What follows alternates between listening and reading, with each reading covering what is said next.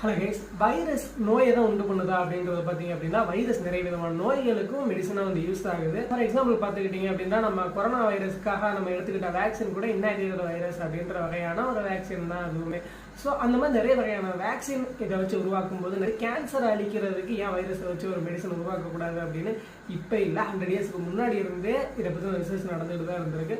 2015 சக்ஸஸும் பண்ணிட்டாங்க. ஸோ அந்த மெடிசனை பற்றி நம்ம ஃபஸ்ட்டு பார்க்கறதுக்கு முன்னாடி இந்த ஒரு வைரஸை பற்றி பார்த்துருவோம். ஃபஸ்ட்டு ஹெர்ப்ஸ் வைரஸ் அப்படின்றது நம்ம உடம்புல இன்ஃபெக்ட் ஆயிடுச்சு அப்படின்னா சின்ன சின்னதாக ரேஷஸ் மாதிரி வர ஆரம்பிச்சு சின்ன சின்னதாக பொக்களம் மாதிரி ஸ்கின்ல உருவாகி அது வந்து பர்ஸ்ட் ஆகிறது வெடிக்கிறதே தான் இந்த ஒரு வைரஸோட வேலை. கேன்சர் டியூமர்ஸை வந்து அந்த மாதிரி பர்ஸ்ட் பண்ணணும் கொல்லணும் அப்படின்ற முயற்சியில் தான் இதை ஜெனட்டிக்கலாக ஆன்டிலைட்டிக் வைரஸை மாடிஃபை பண்ணி அதை டிவெக் அப்படின்ற மெடிசனை அதை இன்ட்ரோடியூஸ் பண்ணுறாங்க.